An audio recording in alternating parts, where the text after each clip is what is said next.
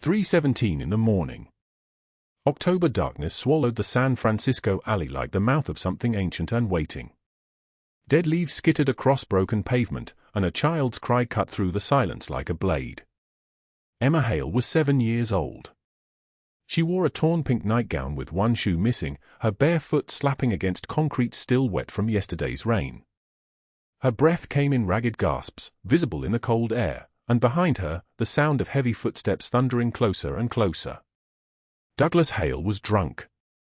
43 years old, 220 pounds of rage and whiskey, his face twisted into something that was no longer entirely human. He was gaining on her. Each breath he took sounded like a growl. Each footstep shook the narrow alley. Emma's small legs pumped. Her arms pumped. She was crying, the kind of crying that came from a place so deep that it barely made sound anymore, just breath and terror mixed together. Then she fell. Her knees hit the cracked pavement. Blood bloomed immediately, running in thin lines down her shins, staining the pink nightgown darker. She tried to get up. Her legs wouldn't obey. Douglas raised his fist. But in that moment, a door burst open. The back exit of Rosario's diner swung hard against its frame, and Nora Hartley emerged into the alley. 29 years old. 5'4". Dark hair pulled back so tight her scalp ached, wearing a stained uniform that had been white once, a long time ago. She had been taking out trash, the broken beer bottles and grease-soaked cardboard that filled the bin behind the diner where she worked double shifts for tips that Diana Whitfield, her manager, stole with a smile. Nora didn't think. She moved. 3 steps, no more. She scooped Emma up and positioned herself between the child and the advancing man. The little girl clung to her neck, small arms wrapped around Nora's shoulders, crying into her hair. Douglas stopped. He swayed. His eyes, bloodshot and blazing, locked onto Nora's face. "Get out of my way," he said. His voice was thick with whiskey. "This is none of your business." Nora's hands trembled. Emma weighed almost nothing. But Nora held her like she weighed everything. "She's a child," Nora said. Her voice was barely steady, but it didn't crack. "You don't touch her." Douglas took a step forward. Then another. 3 blocks away, at the northern mouth of the same alley, 3 black SUVs idled in perfect silence. Tinted windows. Engines running. The vehicles looked like they swallowed light. Inside the lead car, Alejandro Castellano leaned forward. He was 37 years old. Tall, 6'2", with broad shoulders that filled the tailored black suit like water fills a container, taking the exact shape and testing every seam. His face was sharp-angled and cold. His eyes were dark, so dark they seemed to contain their own absence of light. A scar ran from his left cheekbone to his jaw, thin and white against olive skin. On his left wrist, a gold watch caught the streetlight filtering through the tinted glass. The watch cost more than most people made in a year. Vinny sat in the driver's seat. He was stocky, muscular, wearing a grey suit with a white shirt. His hands gripped the steering wheel at 10 and 2, the way men trained in violence gripped things. "Boss," Vinny said quietly, "we should move." Alejandro didn't respond. His hand clenched the armrest.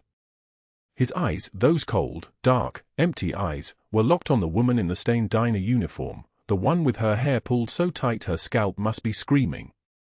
He was watching her position herself between the drunk man and the child.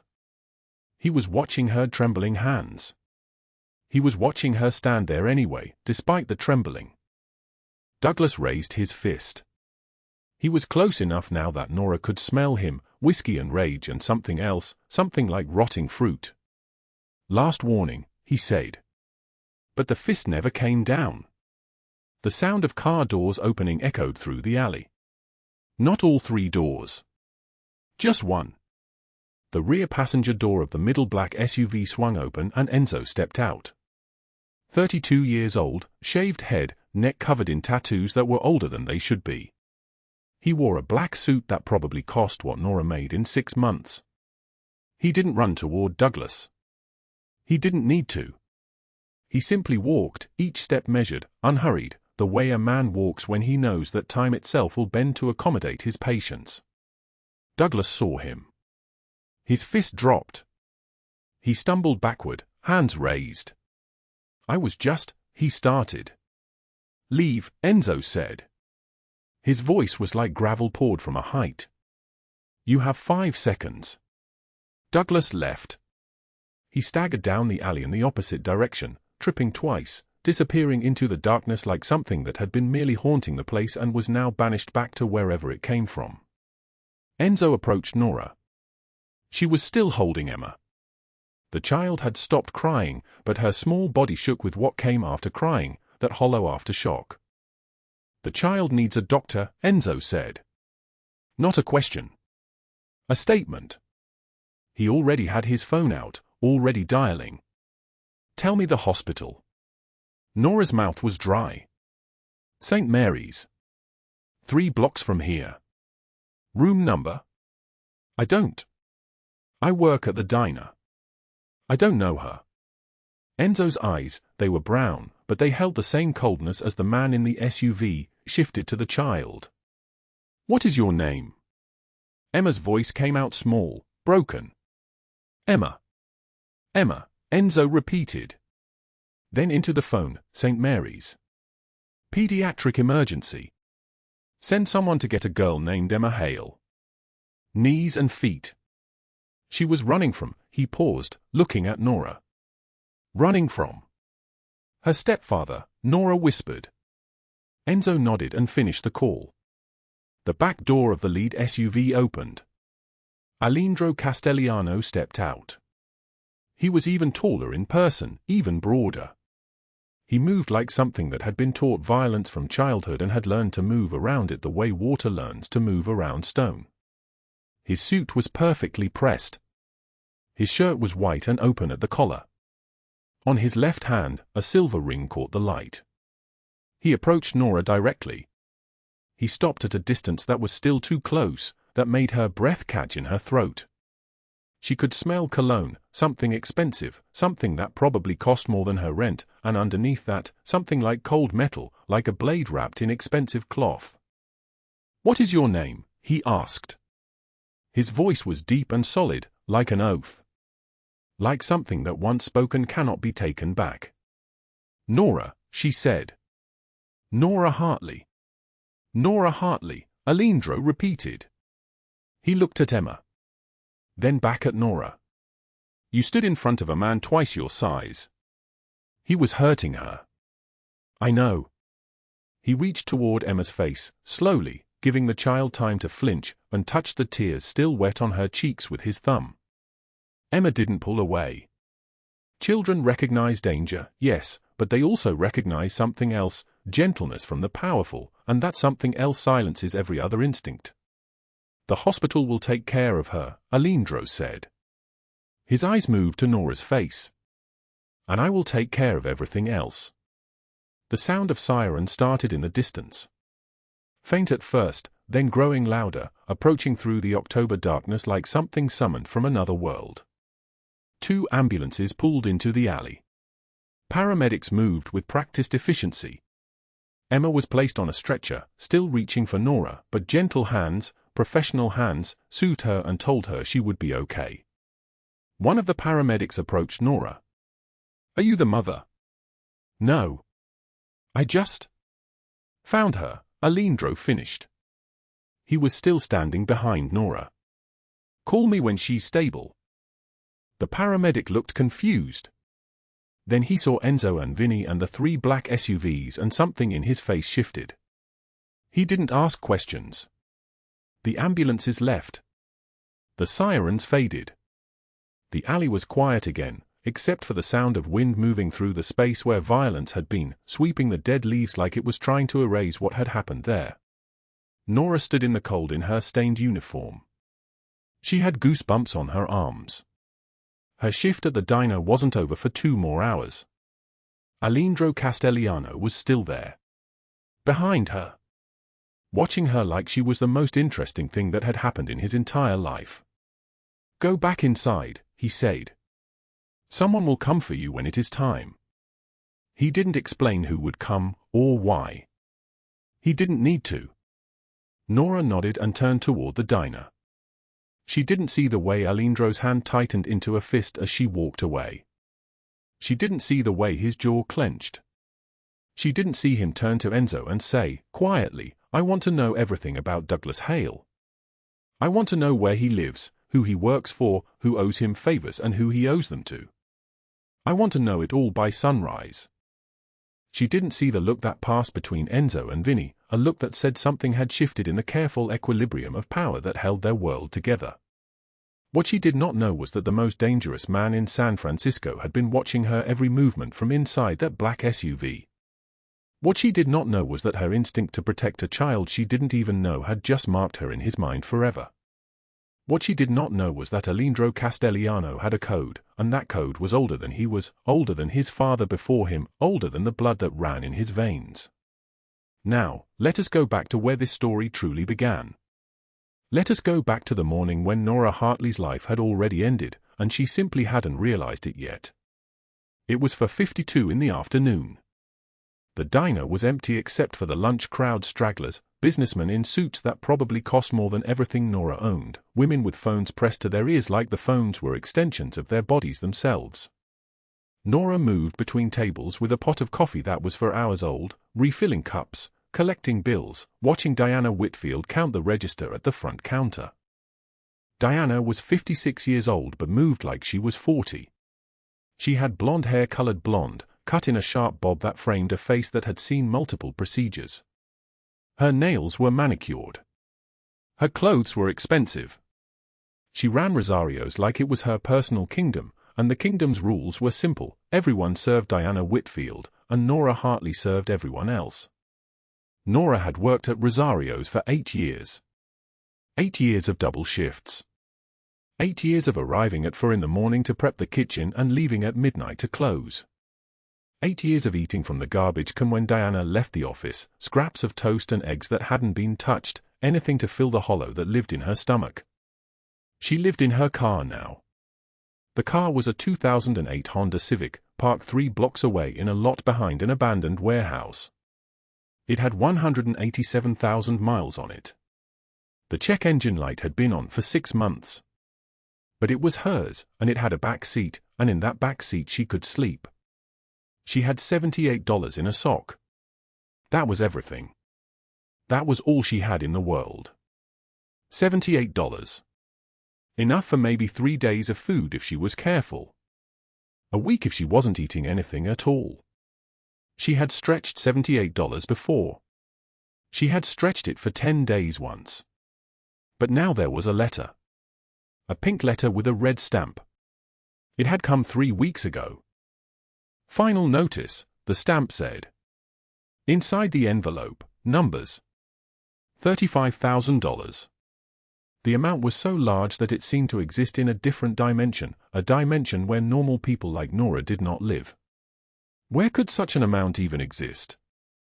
It was 570 times what she had in her sock. It was a number that meant the same thing as infinity. The hospital bill. The surgery that hadn't worked. Her sister Catherine, dead anyway, despite the $35,000 that Nora had borrowed and borrowed and borrowed from every lender who would give her money, which meant the lenders who understood that she would never be able to pay them back. Those lenders, they didn't care. They just wanted the money, or they wanted blood, or they wanted both. Diana approached with her phone to her ear. She was talking to someone, laughing about something, and when she hung up she looked at Nora with eyes that had never been kind. "You're slow today," Diana said. "The tables are full," Nora replied. "They're full because you're not moving fast enough. People get impatient. Impatient people don't tip well. You know what that means."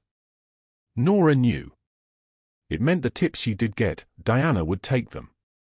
It meant the money that customers left for her service would disappear into Diana's register and be counted as part of Diana's profit margin.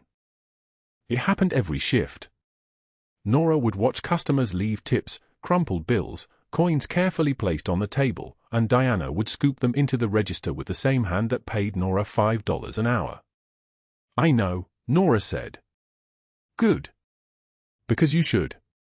Diana turned and walked toward the office in the back.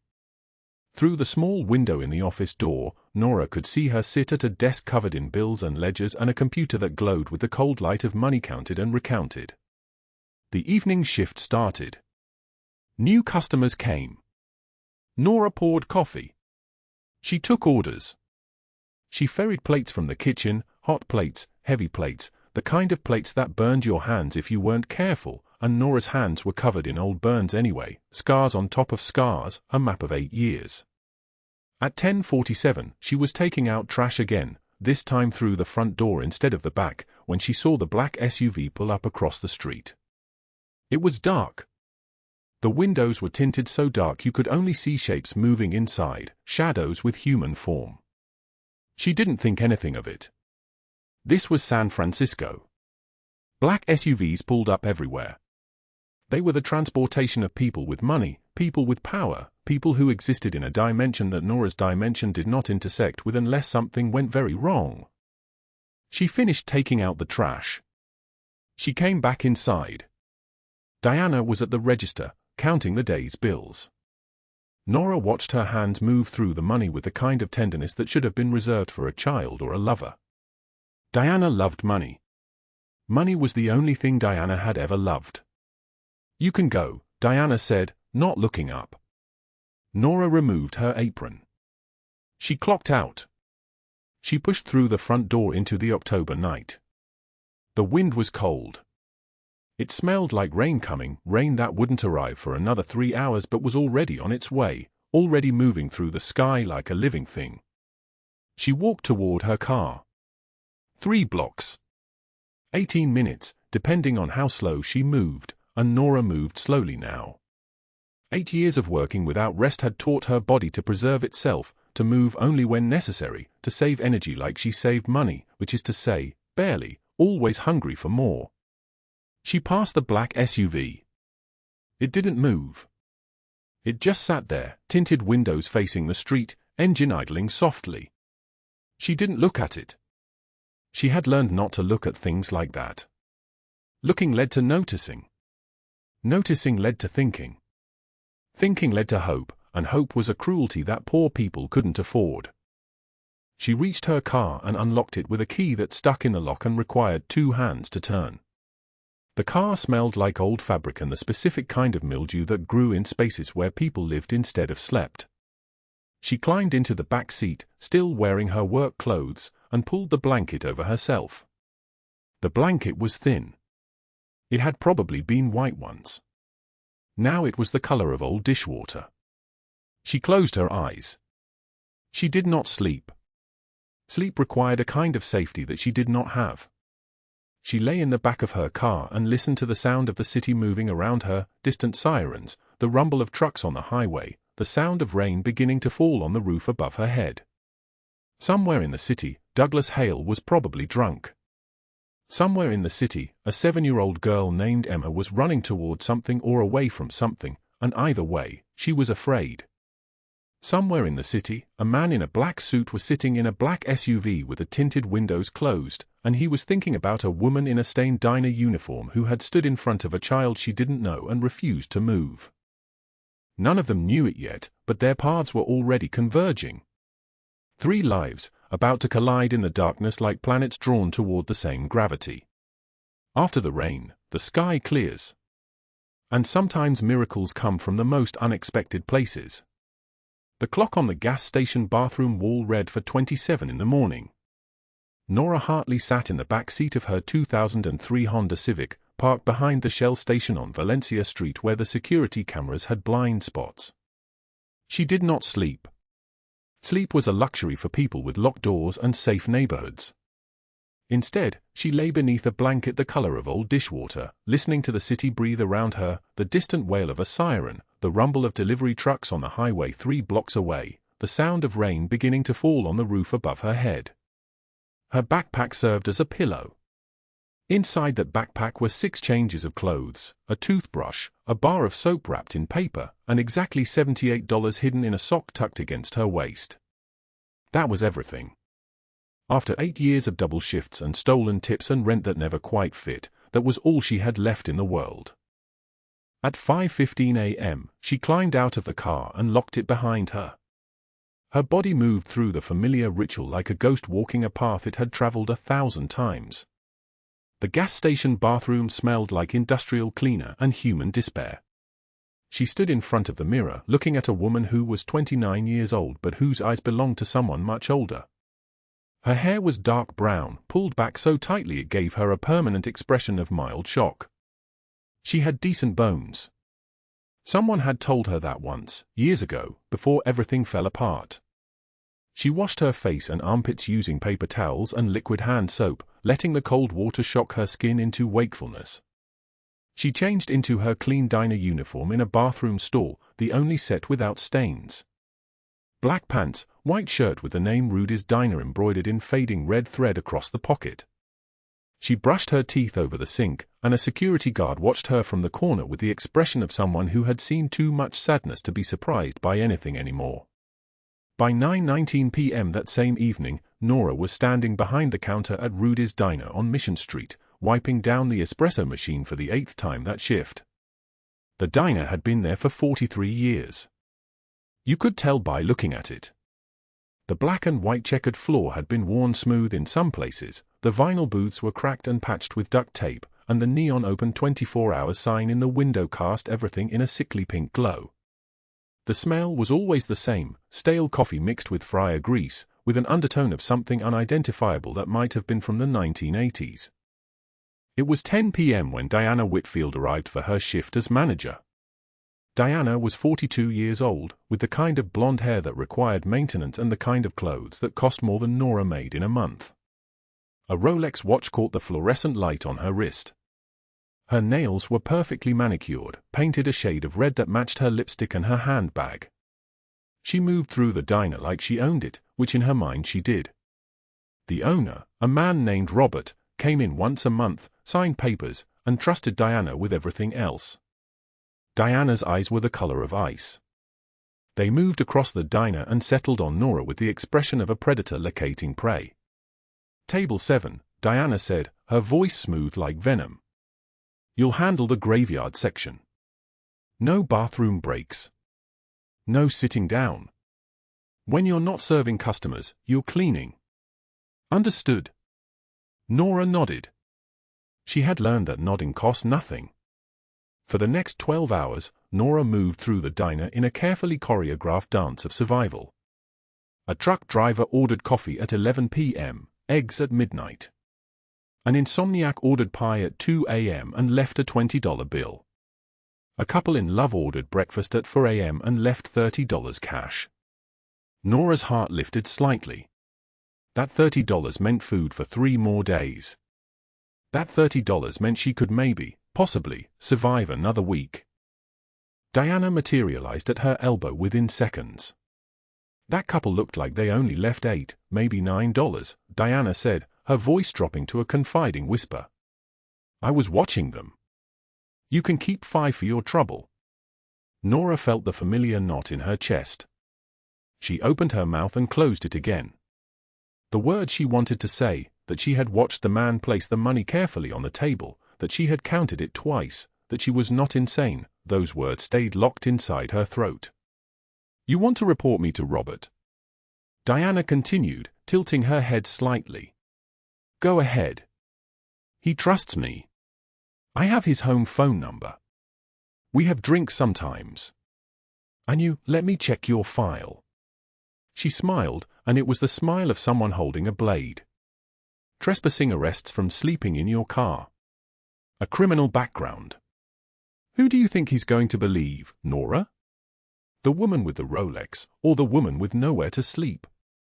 Nora said nothing. Diana patted her cheek with a manicured finger and walked away. By the time her shift ended at 8 a.m., Nora had earned approximately $174 from customers. She left the diner with $42 in her pocket. Diana had pocketed the rest, piece by piece, throughout the night. She drove to the parking lot behind the community center on Potrero Hill, where she paid $5 to use the shower in the women's locker room. She had discovered this place 2 years ago. The attendant's name was Margaret, and Margaret had learned not to ask questions. $5, twice a week. That was their entire relationship. Nora stood under the hot water and felt the knot in her shoulders begin to release. Hot water was a luxury that she allowed herself twice a week. It was expensive. Everything was expensive. Being poor was the most expensive thing in the world. When she was dressed in clean clothes again, she opened her backpack and pulled out an envelope from the very bottom, beneath the spare socks and the bar of soap. The envelope was crumpled, the corners worn soft from being handled and rehandled too many times.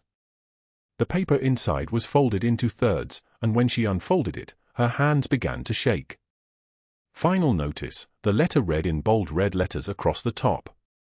And below that, a number that seemed to grow larger every time she looked at it, $35,472.18. Medical bills. From 2 years ago. From the night that David Chen had put her in the hospital. The letter was dated October 1st. The payment deadline was October 18th. That was 3 days away. 3 days to somehow find $35,000, or the collection agency would begin legal proceedings. They would garnish her wages.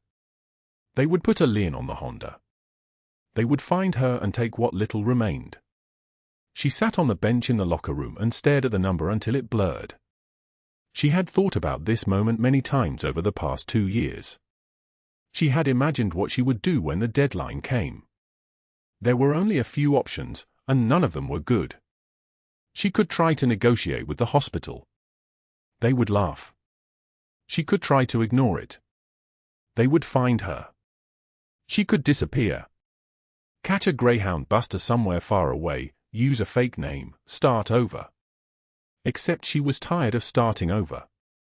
She had been starting over for 8 years. Or she could do what she had been thinking about doing since the day the first bill arrived. She could wait until everyone she had ever met was asleep, and she could find a place where the cars drove too fast, where the bridges were tall, where the water was cold and deep. She could make one final decision that nobody could take away from her. The envelope crumpled in her hands. The sound of her own breathing was loud in the empty locker room. Meanwhile, 3 miles away in a high-rise office building in the financial district, a man named Alejandro Castellano was watching surveillance feeds on a wall of screens. He was 38 years old, with dark hair that had begun to silver at the temples, and eyes the color of a storm that had nowhere to go. He wore a black suit that cost more than most people's cars. On his left wrist, a gold watch ticked softly. On his right hand, a silver ring that bore the seal of his family. Vinny stood to his left, Enzo to his right. Both men had worked for Alejandro for 15 years. Both men had learned to read his moods the way other people read weather reports. Enzo pointed to one of the screens, where a security camera showed the exterior of an apartment building in the Mission District. "That's the 3rd domestic call this month," Enzo said. "The neighbors are complaining. 2 broken windows, screaming that wakes the whole block. The police went out there twice last week." The apartment belonged to Douglas Hale, who was 47 years old and who worked as a pharmaceutical salesman and who had a temper that destroyed everything it touched. "His name?" Alejandro asked. His voice was deep and solid like an oath. "Douglas Henry Hale. Age 47. Works for Mercer Pharmaceuticals. 3 ex-wives, all with restraining orders. Current girlfriend is a bartender named Melissa Chen. They have a daughter. 7 years old." Alejandro's jaw tightened. He had been 9 years old when his own father came home drunk and used Alejandro's mother's face as a punching bag. He had been 12 when he decided that if he ever had power in this world, he would use it to make sure that no child felt that particular kind of helpless. "Find out everything," Alejandro said. "Where he goes. Who he talks to. Every detail." Vinny and Enzo exchanged a quick glance. They knew what those words meant. They meant that Douglas Henry Hale's days of hurting people were coming to an end. But what Alejandro did not know, as he turned away from the screens and moved into the shadows of his office, was that his attention was about to shift dramatically. What he did not know was that 3 miles away, a woman with $78 and a death sentence was about to make a choice that would change everything. The rain outside his window fell heavier. It fell on the city like a judgment that had taken a long time arriving. The rain hammered against the window of the Presidio house like fists demanding entry, and Nora Hartley stood motionless at the glass, watching the Golden Gate Bridge disappear and reappear through sheets of water. Her reflection stared back at her, a stranger wearing borrowed clothes, someone else's warmth, someone else's safety. Behind her, the marble foyer stretched toward a grand staircase that cost more than every place she had ever lived combined. The sweater Alindro had given her hung loose across her shoulders, soft cashmere against skin that had known nothing but rough cotton for 8 years. The sound of his footsteps came first, measured, deliberate, each step a small thunder on hardwood floors that gleamed like dark water. Alindro Castelliano moved through the kitchen doorway carrying 2 ceramic mugs, steam rising in gentle spirals. His suit jacket was discarded now, white shirt sleeves rolled to the elbows, and she could see the faint outline of a scar running from wrist to forearm like a blade had once tried to cut him open. He extended one mug toward her without speaking. Nora accepted it, her hands trembling slightly as she wrapped fingers around warmth. The tea smelled like bergamot and honey, her grandmother's tea, the only memory she had of being held and loved, the only taste she remembered from before everything broke. Her voice came out fractured. "Why are you really doing this?" Alindro was quiet for a long moment, his dark eyes tracking the storm outside, and when he finally spoke, his voice was deep and solid like an oath carved into stone. "When I was 9 years old, my father came home drunk and put my mother in the hospital. I tried to stop him. He broke 3 of my ribs with a crowbar because I was in his way." He paused, and she saw his jaw tighten. "I was 12 when I realized that the only way to survive was to become more dangerous than he was. I was 16 when I left home with the clothes on my back and made myself a promise, no child would ever feel that helpless if I had the power to stop it." Nora stared at him, the mug frozen against her lips. The rain intensified, wind howling around the corners of the house, and for a moment there was only the sound of the storm and the beating of her own heart. 3 weeks ago, Alindro continued, there was an alley behind your diner. A little girl named Emma running from a man twice her size. You stepped between them without hesitation. Without knowing who he was or what he could do to you. You just stood there. His eyes met hers. "I've been watching Douglas Hale for a month. Domestic violence calls, neighbors too afraid to testify, a child services case that disappeared. And then I saw you risk yourself for his daughter. So when I found you on that highway tonight, half dead in a freezing rain, I recognized you." The room tilted slightly. Nora set down the mug before her hands betrayed her completely. "You were there? That whole time you were watching?" "Not the whole time," Alindro said quietly. "But long enough. And long enough to understand what you are." "What I am," Nora repeated, her voice hollow. "I'm nobody. I have nothing. I'm a waitress who sleeps in a broken car and steals leftover food from a dumpster behind a diner. I'm a woman who let a man beat her for 2 years before she finally found the courage to leave. I'm a person with $78 to my name and a debt collector's letter that arrived this morning stamped final notice in red ink. That's what I am." Alindro stood and walked around the island, stopping a careful distance from her chair, close enough that she could smell his cologne, something dark and expensive that didn't match the warmth of his presence. "You're a woman who protected a stranger's child at great personal cost. You're someone who works 2 jobs and still finds a way to be kind. You're exactly the kind of person this world tries to destroy because people like you remind the powerful that they're not invincible." His voice softened. "I want you to let me help you. The debt, the car, Diana Whitfield, let me handle it." Nora shook her head, and tears finally spilled over, tracking down her cheeks. "You don't know what you're offering. If you get involved in my mess, you'll be putting yourself." "I'm already involved," Alindro interrupted. His tone left no room for argument. "The question is whether you'll accept help or whether I'll have to do this without your permission. Either way, it's happening." From the doorway, Vinny's voice came, dry and matter-of-fact. "He's always like this. If he decides you're worth saving, you're saved whether you cooperate or not." Despite everything, Nora almost laughed. It broke something open in her chest, the laughter, small and fragile as glass, but real. What Nora didn't know was that while she sat in that warm kitchen, Enzo was in a back room pulling files. David Chen, her ex-partner who had disappeared 2 years ago after putting her in the hospital. Diana Whitfield, her manager, whose wage theft operation connected to a larger network run by a man named Marcus Voss. Names and connections forming a web. Alejandro had made a call 20 minutes ago to a contact in the FBI. The wheels were turning, had been turning since the moment he recognized her.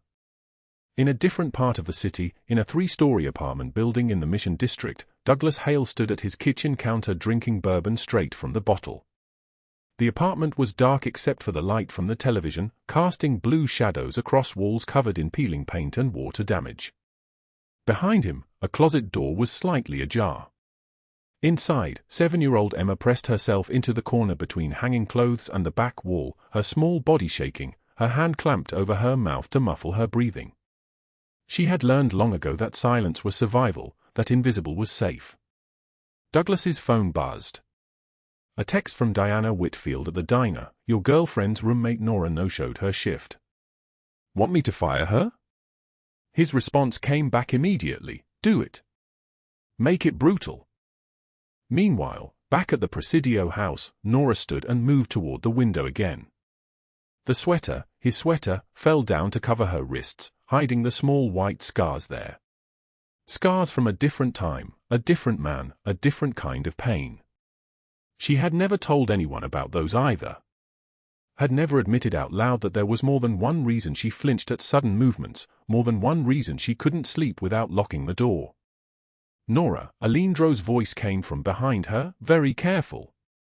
"How long?" She knew what he was asking. Her voice was barely audible. 8 years. Different men, different situations. Different kinds of violence. The last was David, but he wasn't the first. She turned to face him, and her eyes were bright with unshed tears. "I've never reported it. Never gone to therapy, never even admitted out loud that it happened. Because what's the point? Nobody cares about a homeless woman with no future." Alejandro's expression was carved from granite, but his eyes burned like dark fire. When he spoke, his voice was something dangerous and controlled. "I care. That stops tonight. All of it stops." The sun was beginning to rise beyond the Golden Gate Bridge, light flooding across the bay in shades of gold and rose. The storm was passing. And in that light, Nora Hartley allowed herself to believe, for the first time in 8 years, that maybe someone would actually stand beside her. Vinny's fingers moved across the phone screen, each keystroke a separate decision. The words scrolled in the group chat, every detail, every insult Diana had hurled, every threat implied in her silence. "Boss needs to know," he typed. And now, 37 minutes later, Alejandro sat in his office on the 42nd floor, the city sprawling beneath him like a conquered kingdom, and he read every single word. His jaw tightened. A muscle worked at his temple. When he finally set the phone down, his voice was quiet, which meant it was dangerous. He spoke to Enzo, who stood by the window like a statue carved from expensive marble. "Pull the files on Diana Whitfield. Everything. Bank records, property transfers, employee rosters. And find out who she does business with. Who she answers to. Who needs her gone." Enzo nodded and left without speaking. In 15 years of working for Alejandro, he had learned that silence was the only appropriate response to that particular tone. Across the bay in a homeless shelter on Mission Street, Nora Hartley lay on a thin mattress in a room that held 6 other women, all of them staring at nothing, all of them breathing in the recycled air that smelled like industrial cleaner and broken dreams. She had mailed the letter that morning. The envelope was gone, swallowed by the postal system, and with it went her last thread of connection to the Presidio house, to Alejandro, to the impossible dream that someone might actually fight for her. Her phone buzzed. A text from a number she didn't recognize. The diner closed today. Permanent notice. Diana Whitfield is being investigated by the FBI. You don't have to go back. She stared at the message. Read it again. A third time. The words didn't make sense strung together like that. She texted back, "Who is this?" The response came in seconds, "A friend." "You're safe now." Nora deleted the message and lay back on the mattress. Safe. What a word. What a lie. What she didn't comprehend was that her letter had never reached Alejandro's hands. Vinny had intercepted it at the postal facility, a man on the inside, a small investment that paid enormous dividends. Alejandro knew exactly where she was. He knew she was running. And he was tired of watching her run toward ghosts. At 10:19 p.m. on October 18th, federal agents in 12 different locations received encrypted messages simultaneously. The coordinated raids had been planned for 8 months, built on evidence that Alejandro's team had been feeding to Agent Rebecca Torres through carefully constructed channels. Child trafficking. Wire fraud. Tax evasion. Racketeering. The charges stacked higher than buildings. Douglas Hale's apartment exploded with light at 11:58 p.m. The breach team moved through his door like water finding cracks, and Douglas jolted awake on his couch, empty beer bottles cascading onto the floor. His hands went up instinctively, muscle memory from 3 prior arrests, but the agents were faster. His face met the carpet. His arms were twisted behind his back. Handcuffs clicked shut with the sound of a cell door slamming. Agent Rebecca Torres, a woman with steel in her voice and fury in her eyes, read his rights while he thrashed and screamed. "You're under arrest for child abuse, endangerment, and conspiracy to facilitate human trafficking. You have the right to remain silent."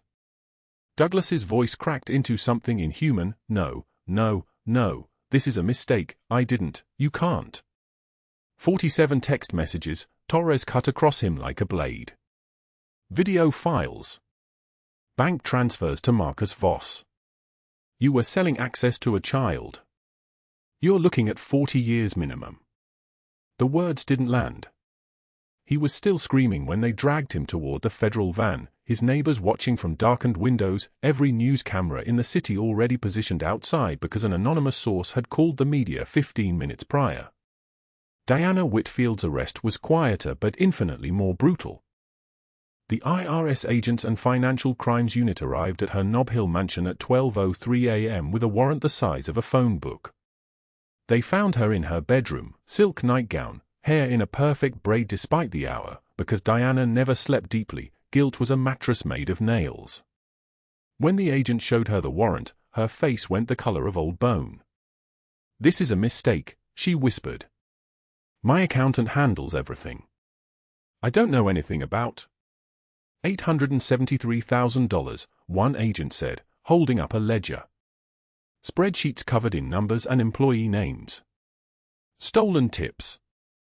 Commission skimming. A systematic theft disguised as business operations. That's just the easy part. There's also the racketeering charges. Your communications with Marcus Voss regarding human trafficking facilitation." Diana's hands began to shake. Not from fear, from the sudden, sickening comprehension that every choice had been documented. Every cruelty catalogued. Every lie now visible on a computer screen for 12 different federal agents to read. They cuffed her in her silk nightgown, her lawyer arriving 43 minutes later and taking one look at the evidence before saying very quietly, "We need to discuss a plea deal." At 12:53 a.m., Alejandro received confirmation from Enzo. 2 arrests. Media coverage spreading like wildfire. Justice delivered not as death, death would be merciful, quick, too easy, but as systematic destruction. Prison sentences. Public humiliation.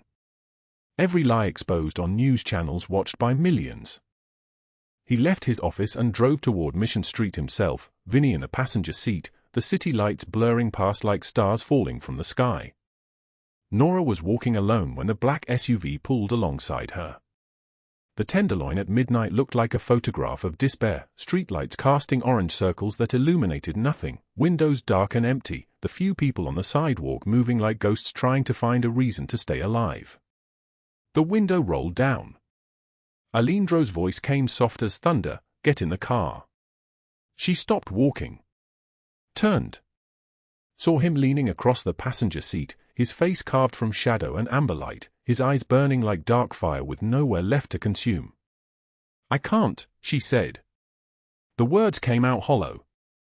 "I wrote you a letter. I'm leaving. I won't let you." Douglas Hale was arrested by the FBI 50 minutes ago, Alindro said. His voice was very controlled, which made every word carry weight. 40-year sentence for child abuse and human trafficking facilitation. Diana Whitfield was arrested 18 minutes ago. Federal charges: racketeering, fraud. She's finished. Every news channel has the footage. Nora's mind couldn't assemble the words into meaning. She stared at him. "You're not disappearing," Alindro continued. He opened the passenger door from inside. "You're coming home."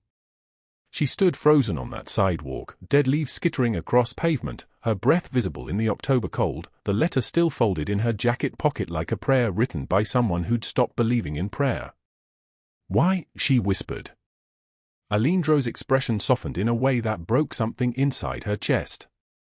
"Because you protected a child when nobody else would. Because you survived 8 years of hell and still have kindness left.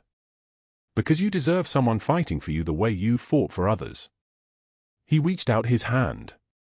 "And because I'm not letting you go." Nora climbed into the car.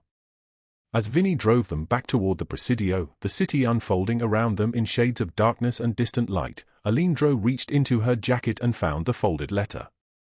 He didn't read it. He just held her hand instead, his fingers warm, his grip steady, the kind of grip that meant he wouldn't let go even if she tried to pull away. On the radio, the news anchor's voice cut through the silence, breaking news from San Francisco tonight. Federal authorities have made multiple arrests in what investigators are calling a major human trafficking operation. Diana Whitfield, owner of several businesses in the city, and Douglas Hale have been taken into custody on charges including racketeering, fraud, child endangerment, and conspiracy. More suspects are expected to be arrested in the coming days.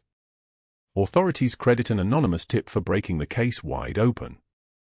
Nora closed her eyes and let herself believe that maybe, just maybe, the world wasn't entirely made of cruelty. 3 weeks had passed since that night on the sidewalk when Nora climbed into Alindro's car and stopped running.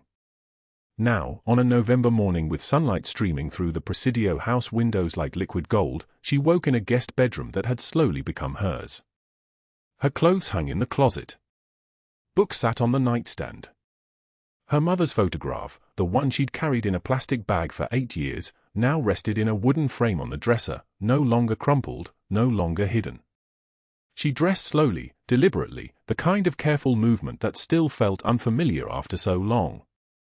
Downstairs, she found Alindro in the kitchen, steam rising from a kettle, his dark hair still damp from the shower.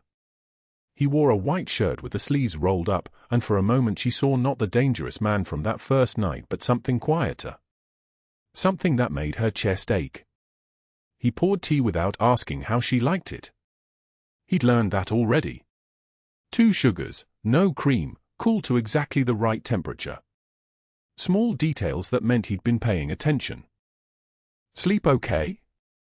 His voice was different here, in the morning light of his own home. Softer. Less like thunder. "Better than okay," Nora said, sitting across from him at the kitchen island. The silence between them felt comfortable now, the kind that didn't need filling. Enzo appeared with a folder before she could take her first sip. He wore a charcoal suit and an expression of careful neutrality, but she'd learned to read the tiny shifts in his face. This morning, he looked almost amused. "Boss, the debt collector company settled. Full discharge." Enzo slid the document across the marble countertop. 35,000. Marked paid in full. Sealed by court order. No payment required. Nora's hands trembled as she picked up the paper. That number.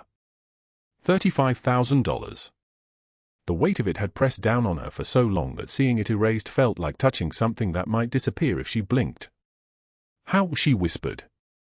I made a phone call, Alindro said, matter of fact, as if calling in favors worth tens of thousands of dollars was something he did before breakfast.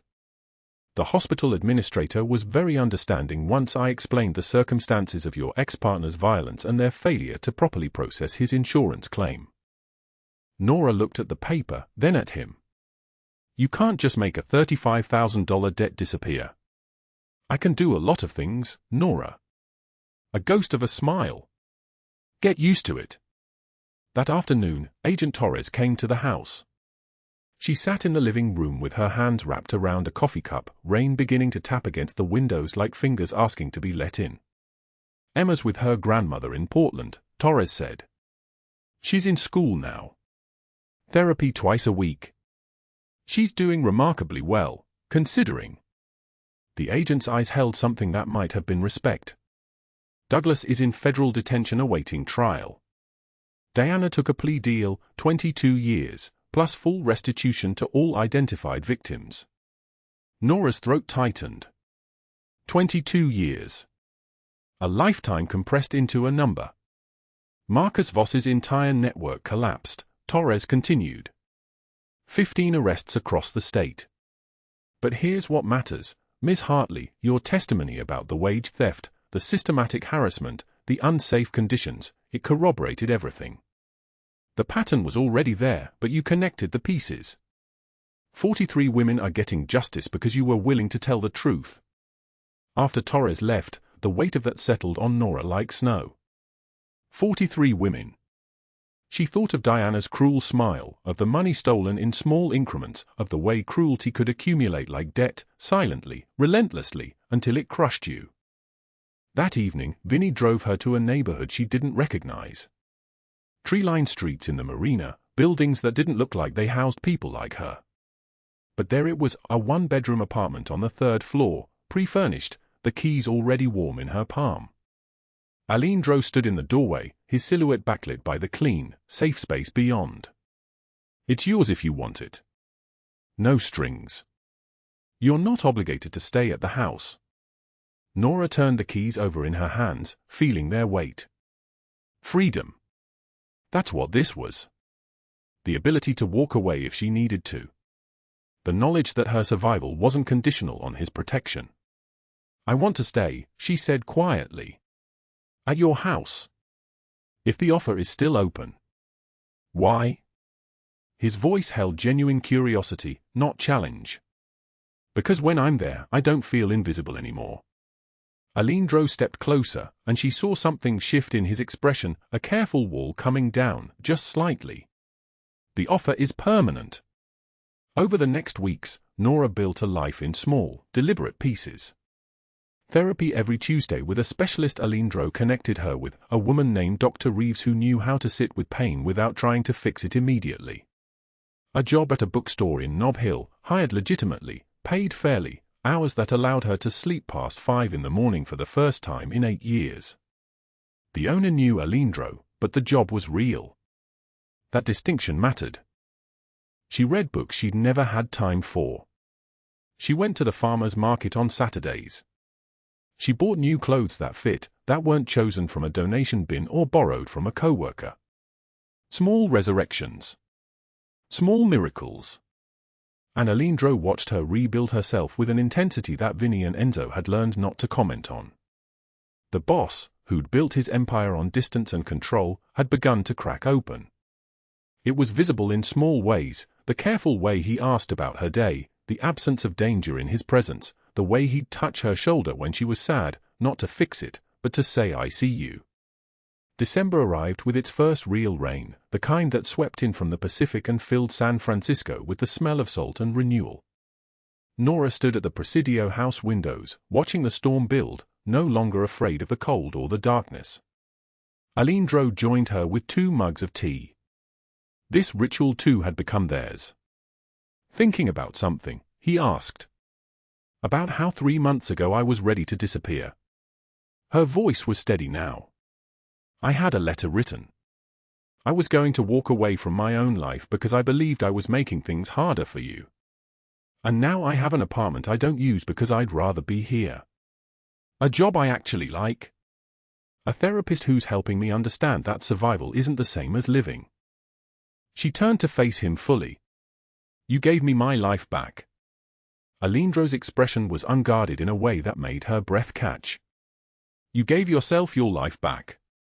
I just removed the obstacles. That's not true, Nora said. And you know it. She reached into her pocket and pulled out the letter, the one she'd written that night on the sidewalk, the goodbye she'd never sent. The paper was creased from being folded and unfolded 1,000 times, and it smelled like old car and cold rain. I kept this to remind myself that I almost gave up. That I almost walked away from the only person who saw me as worth saving. She handed it to him. You should read it. Alindro unfolded the letter carefully, as if it were made of something fragile that might shatter. His dark eyes moved across her handwriting, the words about being nobody, about not deserving rescue, about bringing only trouble to anyone close enough to care. When he looked up, his expression had changed into something raw and exposed. You were never nobody, Nora. From the moment I saw you protect that child, you were everything I've spent my life trying to become. Someone who acts with courage when it costs them everything. She stepped closer until there was almost no distance between them. I need you to understand something. I'm staying not because I'm afraid to leave or because I owe you. I'm staying because somewhere between that highway and this house, I fell in love with you. And I know that's complicated and maybe impossible given who you are and what you do, but I can't pretend anymore. Alindro set the letter down and closed the final distance between them. His hand cupped her face with surprising gentleness. I've spent 20 years keeping everyone at a distance because closeness meant vulnerability. But you made me remember what it feels like to protect someone not out of duty, but because their happiness matters more than my control. He paused, his thumb brushing her cheekbone. So yes, it's complicated. And yes, I'm a dangerous man. But if you're willing to take that risk... Nora kissed him before he could finish, and for the first time, Alindro Castellano stopped controlling the moment and simply surrendered to it.